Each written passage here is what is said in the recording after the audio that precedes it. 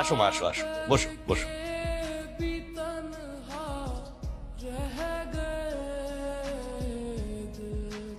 আরে ছেলে মেয়ে তো আমাদের ঘরেরই ছেলে, এত দেখা দেখি কি আছে। হ্যাঁ সেটাই তো, সেটাই।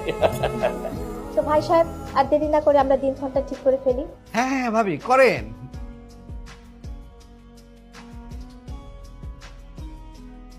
আঙ্কেল, ওদের একটু আলাদা কথা বলা দরকার না?